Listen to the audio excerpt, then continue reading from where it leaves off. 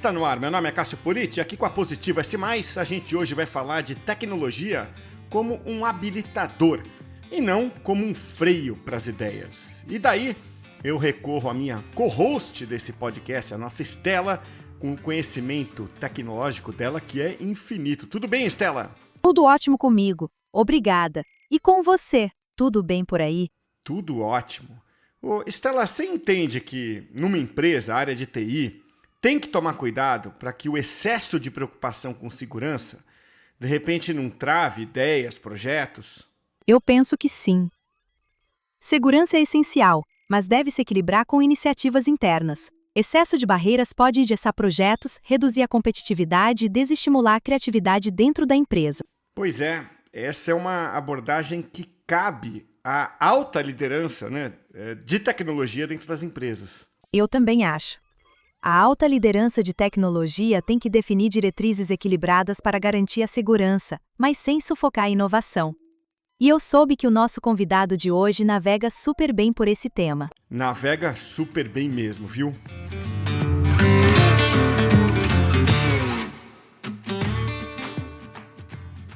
E essa conversa de hoje tem aqui como o nosso convidado o Daniel Aviz, que tem uma carreira sólida no mercado aí, passou com muita consistência por empresas de varejo, hoje é executivo de uma gigante da tecnologia e sempre aí ajudando a transformar a tecnologia como um habilitador, como o americano adora falar, enabler, né? E não como um cemitério de ideias, né? Como às vezes acontece nas empresas. Ô, Aviz, muito bom ter você aqui. Obrigado por aceitar o convite para bater esse papo com a gente hoje. Eu que agradeço a oportunidade aí de trocar experiências, conversar, né? Relembrar as histórias aqui. É sempre gostoso, né? Conversar sobre isso, né? É isso aí, é isso aí. E aqui, pelo lado da Positivo S+, o Fábio Sampaio já participou algumas vezes com a gente, hoje está de volta aí para enriquecer a conversa, já que tem também bastante experiência aí no mercado, né, de tecnologia. Fábio, é muito legal ter você aqui. Obrigado por aceitar o convite para mais uma vez estar com a gente. Prazer é sempre meu, Cássio. Vamos lá, então. Bom, queria entrar no tema central aqui, né, que a gente trouxe para o episódio de hoje, para falar da segurança, né, muito mais como uma tecnologia que busca habilitar, né, do que interromper ideias, né? Ou seja, é aquele cuidado que sempre precisa ter, né? Claro que a segurança é primordial, ela mexe com ativos muito valiosos das empresas, mas aí, Aviz, um cuidado que a gente procura ter para que isso não seja um empecilho para a operação, né? Qual que é a sua linha de pensamento, né? Nesse aspecto de como a TI se posiciona dentro da empresa para viabilizar com segurança em vez de inviabilizar por segurança? Eu gosto muito dessa ideia, desse conceito de que tanto tecnologia quanto segurança estão aqui para viabilizar, né? Nós somos uma área do negócio, né? Nós fazemos parte do negócio, e temos que dar nossa contribuição para que esse negócio seja sustentável, seja viável, e seja performático, né? Então, o controle de segurança ele é necessário, porque a gente sabe que no mundo tem a gente boa, tem o pessoal que a gente quer que acesse os nossos sistemas, nossas aplicações, mas infelizmente tem aquela galera que está a fim de tirar vantagem do que não é seu, né? De roubar informação, de fazer algum tipo de extorsão. E a missão dos times de segurança é tentar separar essa, essa esses dois públicos, digamos assim, né? E esse indesejado a gente tem que deixar do lado de fora. E aí está o desafio, né? De fazer controles, de desenhar controles que permitam que o acesso seja feito por quem de direito, por quem é devido, mas impeça que um uso indevido aconteça, né? E aí a gente tem que ser criativo, entender as tecnologias que o mercado traz, né? O mercado, de uma forma geral, em especial de segurança, é cheio de sigla e buzzword. Toda hora tem alguém querendo trazer uma tecnologia nova com a a proposta de que ela vai resolver todos os problemas, mas faz parte do time de segurança, das responsabilidades de um time de segurança, entender essas tecnologias, entender como é que essa tecnologia pode ser aplicada ou não ao negócio, da empresa onde a gente está inserido, e achar uma forma de colocar essa tecnologia para funcionar de um jeito que não impacte, não inviabilize o uso normal ou o uso desejado daquilo, né? Tem uma série de tecnologias que a gente coloca e normalmente o usuário não percebe, né? Então, tem tecnologias que protegem contra negação de serviço, que a gente faz um trabalho ali para separar o tráfego mal intencionado, né? Que quer derrubar um recurso, um sistema, daquele que é o tráfego legítimo. Grande maior parte das vezes é uma tecnologia, por exemplo, que o usuário final nem percebe que está ali. Só percebe quando ela efetivamente falha, né? E um ataque de negação passa e aí o usuário legítimo acaba não conseguindo chegar na aplicação. Tem outras que, obviamente, dão mais atrito, né, com o usuário, quando a gente fala de múltiplos fatores de autenticação, o usuário tendo que botar o usuário, senha, mais um token, pô, três coisas, mas ainda em autenticação, né, a gente está indo agora para uma era de sem senha, com tecnologias de biometria já nos computadores para fazer essa identificação. Então, a gente está sempre buscando formas de ter esse controle, né, de separar esses públicos, o desejado do indesejado, com o menor atrito possível. Agora, nem sempre isso é possível, às vezes por uma questão de investimento, né? Às vezes essas tecnologias que são menos, que geram menos atrito, são mais caras, e aí a gente tem que avaliar o custo-benefício do controle, e nem sempre cabe esse tipo de solução no orçamento. Então a gente fica tentando equilibrar essas coisas para que, como você falou, né, a gente consiga viabilizar as tecnologias de uma forma segura, de uma forma fluida, gerando o menor atrito possível. O VPN na pandemia foi um caso desse, né, Daniel e Fábio? Foi um momento em que, poxa, VPN é muito arriscado, mas o que você ia fazer, né, em certas circunstâncias na pandemia? Acho que esse é um exemplo legal, não é? De quando a TI, né, vamos dizer, assume certo risco em prol de um bem maior. Sim, o uso de VPN, né, o uso de acesso remoto durante a pandemia viabilizou que muita empresa continuasse operando mesmo numa situação em que ninguém podia ir fisicamente para os escritórios, né? É uma tecnologia que já tem há bastante tempo, mas ela traz um risco, porque eu estou levando uma máquina que às vezes eu não sei se é a minha ou não, né? Porque a VPN só valida o usuário, ela não valida se a máquina que está do outro lado é uma máquina corporativa, se ela tem os controles, então ela tem uma margem ali de erro, mas entre não ter ninguém trabalhando e conseguir operar de forma remota, né, mesmo assumindo esses riscos, para muita empresa foi a salvação ali para não fechar as portas. Pensando também nisso, Daniel, nessa questão dos equipamentos que estão por trás disso, não só os equipamentos que são fornecidos pela companhia, mas nessa vertente do IoT, né, das pessoas também trazerem seus próprios equipamentos. Como é que você enxerga isso, por favor? Como é que você tem visto isso nas companhias? Esse é uma outra frente.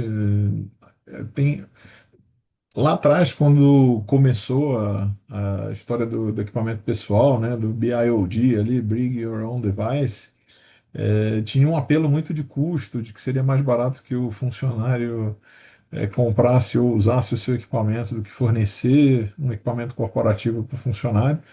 Com o passar do tempo, isso foi se mostrando que não era bem assim, porque, enfim, o custo que o funcionário tem enquanto pessoa física às vezes é bem maior do que uma empresa comprando uma máquina equivalente. Então, o custo acabou não se mostrando como um argumento válido para o uso de equipamento pessoal.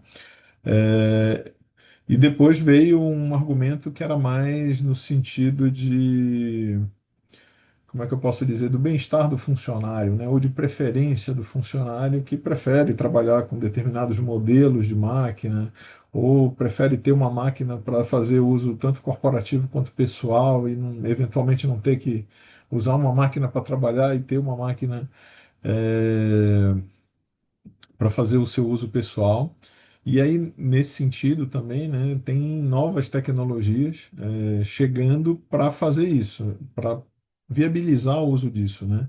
Então, tem tecnologias de container que a gente instala como se fosse um ambiente virtual dentro da máquina pessoal, né, do colaborador. E aí ele está usando o mesmo hardware, mas logicamente os dados, enfim, o ambiente é separado.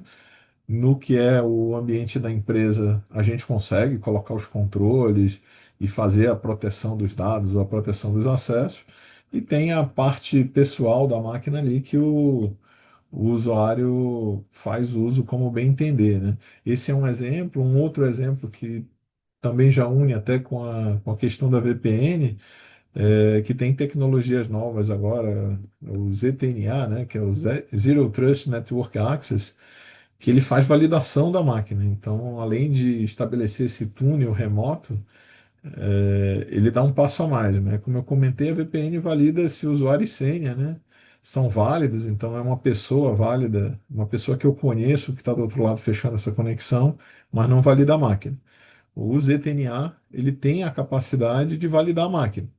E aí eu posso criar regras do tipo, olha, o Daniel pode fazer um acesso remoto a determinadas aplicações, desde que a máquina dele esteja com o sistema operacional atualizado, tenha um anti-malware, eh, esteja usando um proxy para navegação à internet. Eu crio critérios. E aí, se a máquina que o funcionário tem ali, pessoal, não atinge esses critérios, a conexão é negada, porque não tendo um mínimo de controles, ela pode representar um risco para o ambiente corporativo, né? E tendo esses controles, né, teoricamente ela se equipara a uma máquina corporativa e ela passa a não representar risco, ela passa a ser bem-vinda, digamos assim, no ambiente. E são checagens que essas tecnologias fazem sem que o usuário perceba, né? Ele só vai perceber, obviamente, se uma dessas checagens falhar, porque aí ele não vai conseguir conectar. Mas se for uma máquina que está seguindo as políticas da empresa ali de requisitos mínimos, ele vai ter um acesso permitido para dentro do ambiente corporativo. Tem também, ainda nessa linha de tecnologias que viabilizam, né? Tem uma nova tecnologia, essa é mais recente, que chama RBI, que é Remote Browser Isolation. Então, ao invés de eu levar o dado, de eu levar a aplicação para a máquina do usuário, eu levo uma tela. O usuário consegue interagir com a aplicação, mas ele não baixa dado para a máquina dele. Então, ele está tendo como se fosse um Citrix, né, uma tecnologia de virtualização de máquina que a gente também já usou no passado, ainda usa, né, esses terminais, né, que antigamente a gente chamava de terminal burro, né, e não tem processamento na ponta, é tudo feito nos servidores. Ainda tem muita utilização em várias áreas, né? Mas agora a gente está falando o browser fazendo esse papel, né, de terminal. E aí só vem a tela, só vem a interface para o usuário. Também não representa risco para o ambiente corporativo e, a princípio, isso pode ser acessado de qualquer dispositivo, né? Não precisa nem ser um computador, pode ser um tablet, pode ser um celular. Você vai ter que lidar com o tamanho da tela ali, a facilidade de usar aquilo, mas um outro exemplo de tecnologia, né, de segurança em específico, que viabiliza o acesso, o uso de sistemas, de aplicações, mesmo numa máquina que não é corporativa, né, que a gente não tem os controles, que a gente não tem um ambiente de segurança muito forte ali. Obrigado por acertar o termo aí que eu usei, tá? Eu errei do termo, mas obrigado. Mas só um comentário, até aproveitando a deixa, nesse modelo que você trabalha com com computação descentralizada, ou seja, isso na máquina dos usuários, está perfeito. Agora, quando você traz isso para dentro de casa, você tem que ter uma infra bastante robusta para isso, né? De permitir que uma máquina pessoal, né, uma máquina não corporativa, entre na rede interna, aí sim requer também outros controles ali nessa máquina, até para evitar que uma máquina vire um ofensor, né? Vire uma ameaça para a máquina que está do lado ali, do seu colega de trabalho. E aí sim, realmente, aí quando a gente leva essa máquina para dentro do ambiente corporativo, a gente precisa separar ela, colocar numa rede separada, e aí tem o desafio de identificar essa máquina que acabou de entrar na rede. Pode ser por cabo, pode ser pelo Wi-Fi, de essa máquina está seguindo os padrões de segurança, não está? O que que eu faço com ela? Eu deixo ela entrar como se fosse uma máquina corporativa, eu separo ela num ambiente isolado, com algum nível de restrição de acesso. Então, esse cenário dela dentro do ambiente corporativo, hoje em dia eu diria que ela é mais desafiadora. Se bem que eu já escutei de colegas de mercado que já começaram a tratar a rede corporativa como se fosse a rede doméstica. Eles estão usando essas tecnologias que eu mencionei mesmo na rede corporativa. Então, a rede do escritório passa a ser uma rede de acesso à internet, igual a rede que esse funcionário tem na casa dele, que tem no hotel, que tem. Então, já se parte do pressuposto que essa rede não é confiável, e aí eu coloco esses mecanismos para só dar a tela da aplicação, para não deixar o usuário baixar nada. Uma máquina não fala com ninguém, ela só fala com a internet. Isso eu vi uma empresa fazendo isso, e é uma empresa bem grande, uma empresa nacional aí com atuação no Brasil inteiro, que já está operando nesse modelo. É um modelo que eu particularmente achei bem interessante, foi uma provocação que ele, quando a gente estava trocando experiências ali, ele colocou e disse, olha, eu já estou fazendo desse jeito. E eu falei, bom, é um bom ponto, porque O usuário percebe, ô não, o Wilson? usuário não percebe. O usuário vai se conectar, ele acha que ele está conectado na rede corporativa, mas na realidade ele está saindo para uma rede para a internet. E aí aplicações de proxy, né, ou desses acessos remotos como o ZTNA, identificam se essa máquina é corporativa, se atende às políticas, e uma vez estando ok com as políticas, eles têm acesso aos sistemas, às aplicações corporativas. Se falhar, ele continua acessando a internet, mas não, o potencial de causar algum dano para a empresa é muito baixo, porque ele não vai ter acesso a nenhuma ferramenta corporativa, né? Então é um jeito de pensar e no caso dessa empresa, né, o que eles pararam para pensar foi exatamente isso que o Fábio comentou. Assim, o custo que eles tinham para criar controles e ferramentas para poder separar. Isso aqui é uma máquina pessoal, isso aqui é uma máquina corporativa, vai para essa rede, vai para aquela rede, era grande. E fazer isso em todos os escritórios que eles têm em todos os estados do Brasil tinha um custo elevado. E aí eles botaram na ponta do lápis lá, olharam e falaram: poxa, é mais barato eu tratar todo mundo como se estivesse na rede de casa, né? Eu não confio mais na rede, eu vou confiar na máquina, e se essa máquina tiver o controle que eu preciso, ela tem acesso à aplicação. Se não tiver, ela não tem acesso à aplicação. Então, um controle, que é essa nova tecnologia do ZTNA aí, substituiu diversos controles que eles tinham. E teve redução, pelo que ele me trouxe, redução até de custo de infraestrutura, porque antes ele tinha link dedicado da filial de cada estado até a matriz, até o data center, ele tinha toda uma robustez de telecomunicações que agora ele não precisava mais, agora ele precisava de um bom link internet. E um provedor local podia oferecer isso num preço bem menor do que ter um link dedicado entre estados, dos estados para o data center. Então, ele ainda teve uma redução de custo ao final do projeto dele, né? Então, foi um jeito de usar a segurança para repensar a arquitetura do ambiente como um todo. É um caso bem interessante. Agora, eu fico com a sensação, ouvindo vocês dois falando, Fábio, Daniel, eu fico com a sensação de que, assim, uma coisa parece que não evolui, que é o lado, vamos dizer, o risco que o ser humano representa, como ponto de vulnerabilidade para uma invasão, né? É, e aqui, assim, não quero ser, pelo amor de Deus, não quero ser ofensivo aqui, nem julgar perfis. Pessoas super hábeis, né, com tecnologia, com internet, super inteligentes, que são capazes né, de manusear super bem o que elas têm que fazer, mas não tem um alerta para segurança, né? Basta você ver que esses golpes que pegam, né, são ondas de golpes, assim, uma pessoa com um pouco de desconfiança provavelmente não cairia, né? E a gente acaba caindo, e eu não estou falando dos outros, estou falando de nós aqui. Nós acabamos caindo em golpes.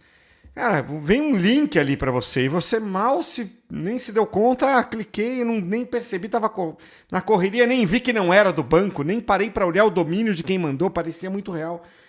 Então, assim, esse é um ponto que é muito pessimismo meu dizer que essa parte do cuidado, né, com a vulnerabilidade das pessoas não evolui ou evolui muito devagar.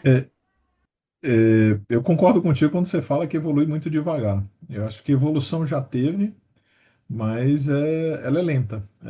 Ela é lenta porque a gente está falando de cultura, né? Cada um de nós aqui, quando era criança, a gente escutou dos pais para, na hora de atravessar a rua, olhar para um lado e para o outro. Então a gente aprendeu desde muito cedo, todas as vezes que a gente atravessava uma rua, para olhar para os dois lados, para tomar determinados cuidados. Mas os meus pais nunca me falaram, olha, toma cuidado com o link que você vai clicar. Então, isso é uma cultura que a gente está aprendendo, eu diria que mais recentemente, né? Se a gente parar, a internet já não tem tanto tempo assim, né? É, e isso vai levar tempo até se aculturar. Eu tenho dois filhos aqui, né? E, por exemplo, eu já ensino isso, assim como ensino a atravessar a rua, eu já ensino desde cedo, para eles, olha, toma cuidado com o que você recebe na internet, você tem que validar se essa informação é procedente ou não. Tem muito site que permite que você escreva o que você quiser, sem nenhum tipo de validação. Tem que tomar cuidado com links. Tomar cuidado principalmente, que é um outro fator, né, para gente, os atacantes quando miram nos usuários, né, eles tentam usar do psicológico ou do comportamento inconsciente do usuário. Então é muito comum as pessoas caírem nesse tipo de golpe, por mais mal feitos que ele às vezes são, né, isso também está evoluindo porque olham isso no momento de pressa. Aconteceu com uma colega minha dela comprar, ela queria comprar um ingresso para um dos amistosos da seleção brasileira que teve aqui em São Paulo, e ela, enquanto estava cozinhando, estava com o celular na mão procurando ingresso. E não estava focada nem na cozinha, nem no celular, né? Porque estava fazendo duas coisas ao mesmo tempo.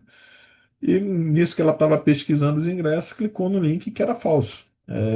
E caiu no golpe, comprou o ingresso e nunca recebeu, porque, enfim, não era o site legítimo, tinha não um erro, né, mas uma escrita similar ali com o site oficial, que como ela estava ao mesmo tempo mexendo no celular e cozinhando, ela não prestou atenção. Então, fatores como esse, né, a correria do dia a dia, que a gente tenta fazer mil coisas ao mesmo tempo, contribui para que esse tipo de ataque dê certo. E a outra coisa é usar meio que dos sentimentos, né? Ganância, a- o sentimento de querer levar vantagem em alguma coisa, né? Então você vê um negócio muito. E com engenharia social, eles pegam Isso, muita coisa, muito ponto vulnerável mesmo, isso, né? a engenharia social é manipular o sentimento, manipular as emoções da pessoa para induzi-la ao erro. Então, esse é um troço bem complexo de prevenir, porque do ponto de vista técnico, tecnológico, são poucas as ferramentas que a gente pode colocar nisso para para precaver que o usuário seja enganado. Depende muito do julgamento humano e nos dias de hoje, com inteligência artificial produzindo textos muito bons e vídeos e áudios muito bons, ah, a tecnologia que os criminosos estão usando também está evoluindo. E hoje, cada vez mais, está ficando mais difícil distinguir o que é real do que é falso. E isso vai cada vez mais ser usado pelos golpistas, né, por esses criminosos para enganar as pessoas. Então, eu, pelo que eu tenho visto, né, eu estou prevendo dias bem mais difíceis pela frente aí, porque antigamente você pegava um e-mail de phishing, ele estava mal escrito. Então você via erros de português É, que chamavam a atenção e para fazer você é. parar. Hoje, se esse mesmo criminoso, ao invés dele escrever, pedir para uma IA escrever, ela vai escrever gramaticalmente correto. Escrever direitinho. E você já não vai ter mais esse indício, né? Então, são detalhes que estão ficando cada vez mais aperfeiçoados, né? Eu mesmo recebi aqui no LinkedIn, não, no WhatsApp, um cara se passando pelo meu gerente do banco e querendo que eu acessasse o site do meu banco. Só que ele me mandava o site. Compartilhando a tela. E só que ao invés de usar a letra minúscula, ele botou uma letra maiúscula, que era muito parecido. Uhum. Ou melhor, ele botou uma letra minúscula que se parecia uma letra É, com L Um com I. L, o L com o I maiúsculo vira L, né? Alguma coisa assim. Exatamente. E aí, quando eu olhei, eu falei: caramba, será que é? Aí, assim, para mim, que sou da área, antes de clicar, eu peguei aquilo, botei num outro site que eu conheço, valida esse site para mim. Ele falou: não, esse site é falso. Mas assim, se mandasse para os meus pais, por exemplo, eu diria até para os meus irmãos, que não são da área de tecnologia, muito provavelmente clicariam naquilo. Teve um outro que eu recebi também de uma operadora de telecomunicações. Recebi um e-mail bem feito, com o meu nome, com o meu CPF e um boleto dizendo que eu tinha atrasado o pagamento da última fatura. E eu olhei e falei: caramba, deu problema no banco, porque isso fica agendado lá, né? Aí eu entrei no extrato do banco e fui conferir e falei: tá pago, peraí, deixa eu voltar aqui. O que que eu perdi no e-mail aqui que não é um e-mail válido? Na realidade, criaram um e-mail, um endereço do e-mail, né, do remetente, era igual o original, só que como o domínio lá desse provedor de tecnologia, ele era muito comprido, ele cortava na tela que ele não aparecia o final do e-mail lá, do .com.br. E o que eles fizeram foi botar um L a mais no final. Era residencial, só que ao invés de um L, estava com dois L's, .com.br. E só que como o e-mail corta ali, porque ficou um e-mail comprido, eu não vi. Mas, assim, esteticamente era igualzinho o e-mail válido com os meus dados, porque, enfim, a gente já teve vazamento de dado pessoal aí de todo gosto. Então, esses criminosos também têm acesso aos nossos dados. Então, É, cada dia é. está mais difícil sabe? separar as coisas. Às vezes, o que vai separar é o contexto. Não, você acredita. Te manda teu CPF. Ó, até legal se contar, porque vale como alerta. E um que aconteceu comigo agora, sei lá, semana passada. De férias vou viajar, né, mês que vem. Então fiz uma reserva num hotel e isso na Itália. Imagina, não estamos mais falando de Brasil. Você vê como a coisa já vai ficando. Aí vem um WhatsApp para mim de uma pessoa dizendo: olha, eu sou gerente do hotel, deu o nome do hotel, né? E a sua reserva no dia tal, certinho, pode ser cancelada. Você precisa confirmar, por segurança, você precisa confirmar o seu cartão de crédito clicando aqui. Uhum. Então é muito fácil você acreditar, né? Aí, como a gente já vive com o alerta ligado, eu fui lá no hotéis.com e mandei uma mensagem pro hotel: vem cá. Recebi uma mensagem assim, assim, assim. O cara falou: não clica em nada, pelo amor de Deus. Vazaram dados da Expedia, que é a dona, né, do hotéis.com, e não clica em nada, pelo amor de Deus. O cara respondeu isso, né? Você vê que a sofisticação, né? Por isso que a gente não julga quem cai num golpe. Amanhã a gente pode cair numa dessa, como a sua amiga, né? Tá cozinhando, pai, achei, clica. Né? A gente se sente muito mal depois de fazer isso, mas qualquer um cai porque eles vão ficando mais engenhosos também, né? Você sabe que eu escutei uma entrevista de um hacker Porque aqui, particularmente, eu recebo pelo menos umas 10 chamadas por dia dizendo que alguém habilitou o telefone no meu Eu também. nome, né? Banco que eu nem tenho conta. E aí entrevistaram esse camarada, perguntaram para ele, falou, mas já não está muito manjado isso, né? Ele falou assim, mas tem sempre um que cai. É, Tem sempre um que cai. Então, eles continuam mandando, a gente continua recebendo e é é. isso. Na, Incrível. na minha forma de ver, a gente é difícil, como eu comentei, ter algum controle tecnológico para colocar na frente do usuário ali para ele conseguir distinguir isso. Eu acho que a gente ainda está longe de ter um controle efetivo para isso.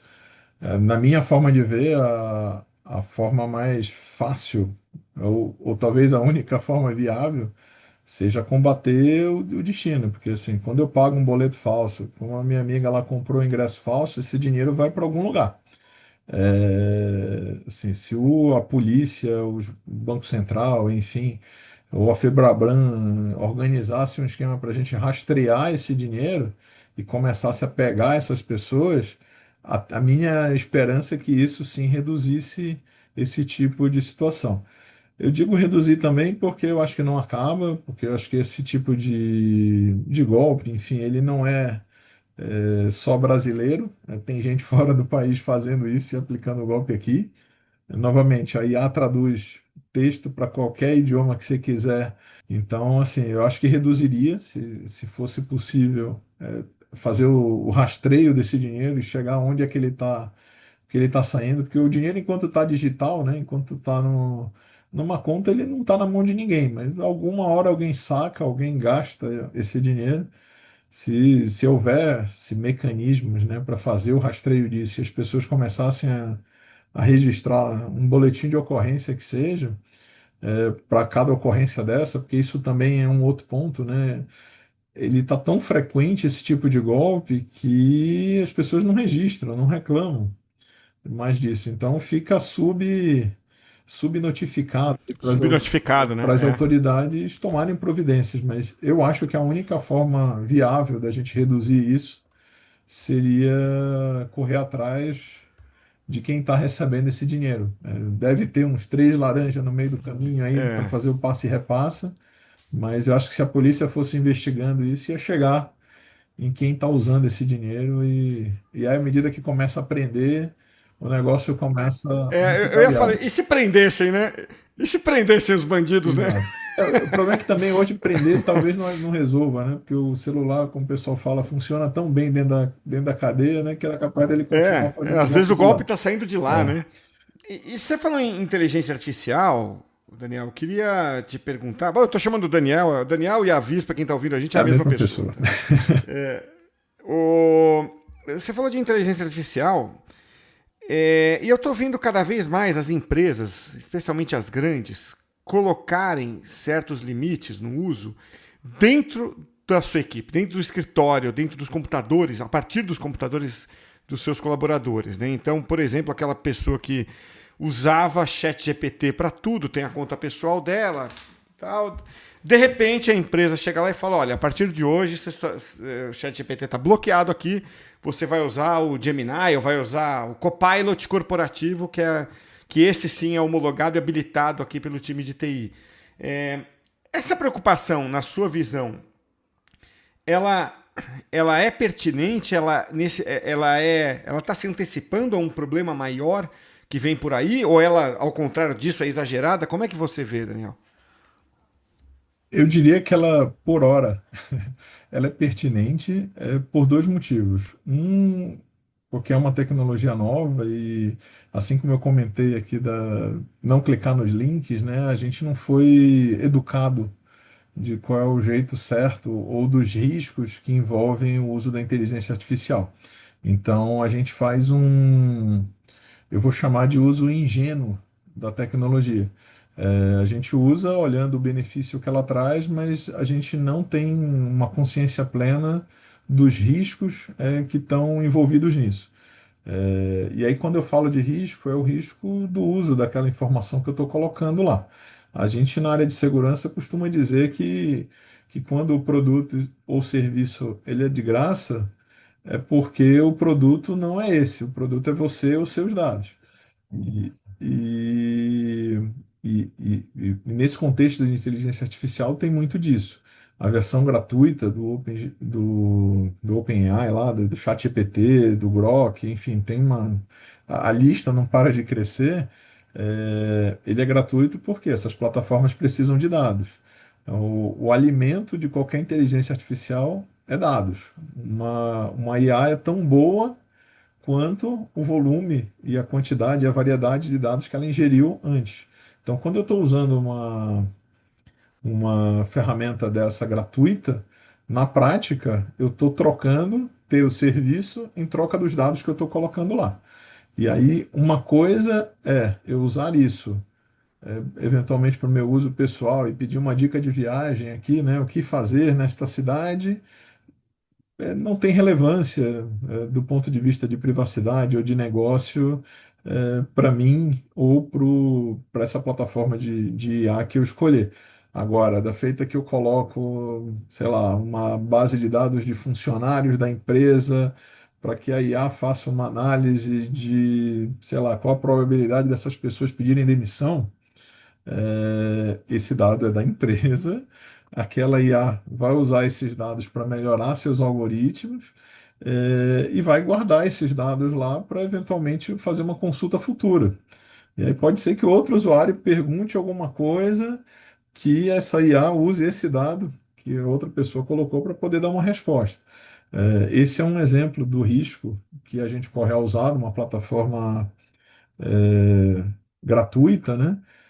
Sem ter noção desse risco, porque assim, tá feita que a população tiver, digamos assim, aculturada de que se corre esse risco, obviamente ela vai avaliar, poxa, eu vou colocar esse tipo de informação, ou eventualmente eu posso até colocar alguns dados ali, mas eu anonimizo, eu tiro o nome das pessoas, tiro o cargo, não menciono que é da empresa tal, eu de certa forma anonimizo o dado antes de colocar, porque aí talvez esse dado não tenha serventia para outras pessoas antes de usar, mas volta naquela questão de cultura, né? Assim como eu estava falando da cultura para a segurança da informação, aqui para o uso de IA ainda tem muito chão para a gente percorrer. E o outro ponto, na minha opinião, é que também não tem ferramenta de controle, né? Hoje, eu ia falar que não existe, mas existe, mas são muito poucas e fazem muito pouco ainda ferramentas de segurança para proteger tanto o dado quanto a ferramenta em si, né? Então, a internet está cheia de casos aí que você pergunta uma coisa para uma IA que tinha um propósito específico e ela traz um assunto completamente diferente do que era o propósito dela. Porque também não houve uma moderação no conteúdo que aquela IA pode usar, né? A IA, de uma forma geral, é uma tecnologia excelente, que ela vai permitir que nós, né, seres humanos aqui, ou a inteligência humana, consiga processar um volume de dados que a gente é incapaz de fazer sozinho, né?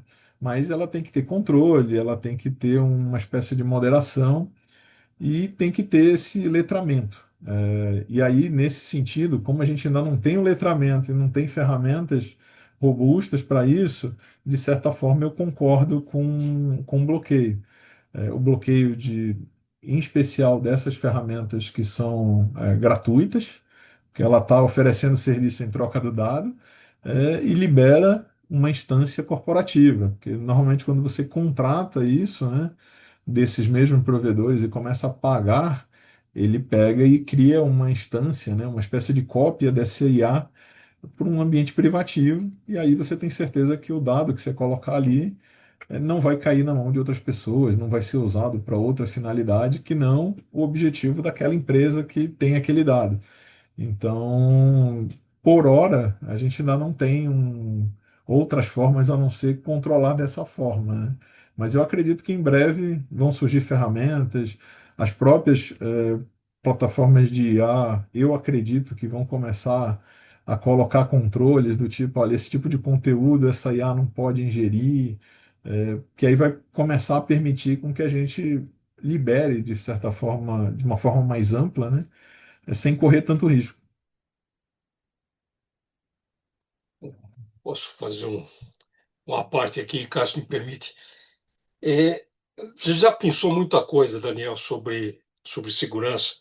E aí eu queria te perguntar, o que você acredita que pode ser o desafio de segurança da informação para os líderes nos próximos 3, 5 anos, eventualmente até pelo advento da computação quântica, que vai facilitar muito essa questão de quebra de senhas. Então, assim, desafios importantes, você não acha? Sem dúvida.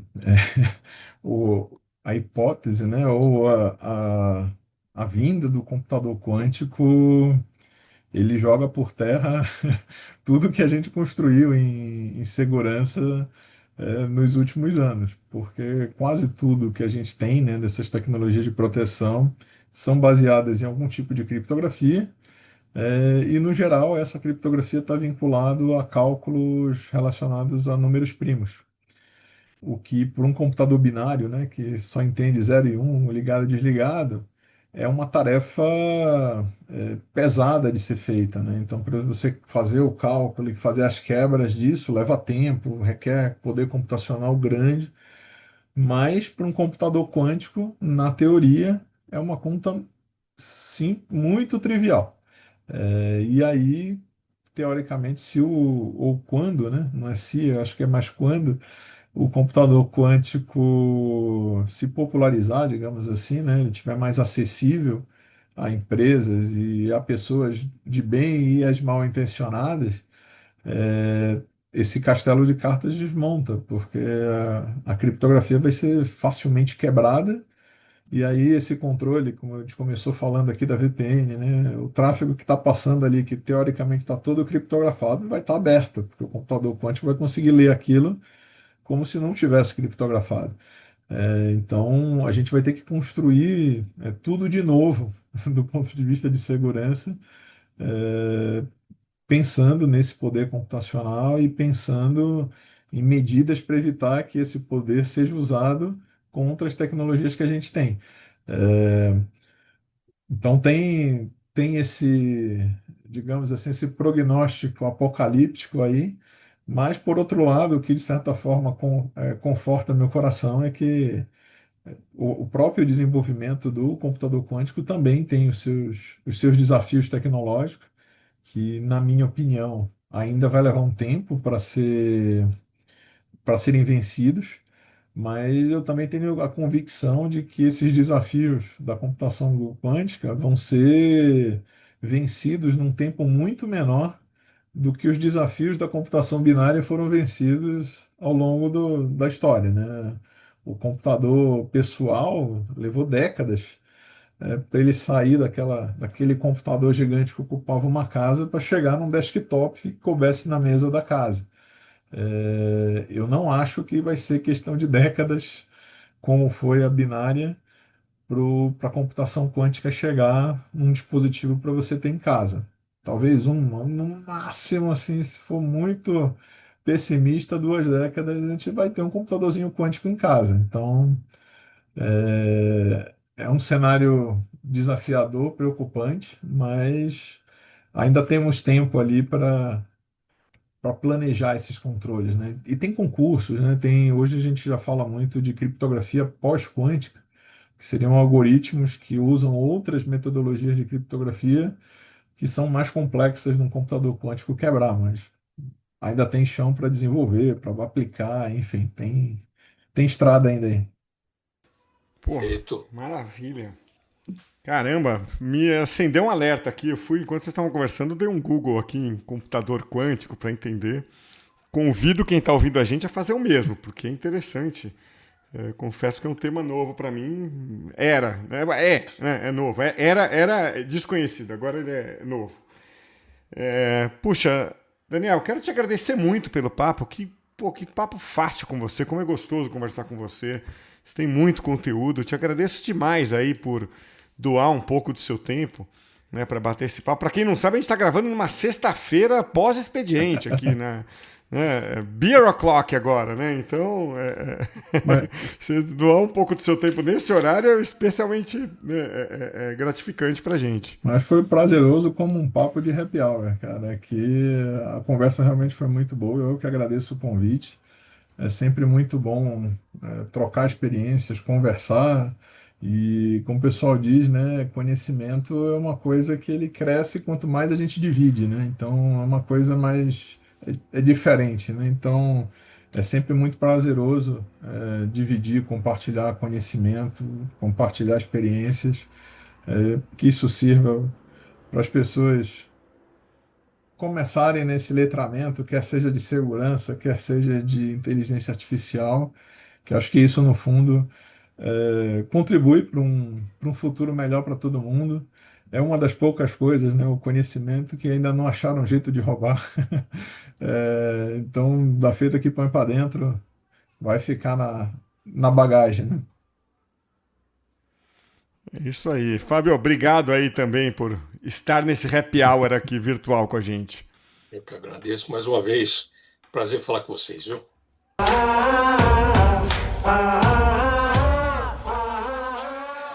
Muito bem, vamos chegando ao final do Think Tech de hoje. E é interessante como as empresas vão criando políticas, né, para lidar com inteligência artificial, por exemplo. Esse é um caminho sem volta. A inteligência artificial já molda processos, decisões e estratégias. As empresas que não adotarem políticas claras vão ficar para trás em competitividade e confiança. É isso aí, o Think Tech de hoje fica por aqui. Até a próxima, hein?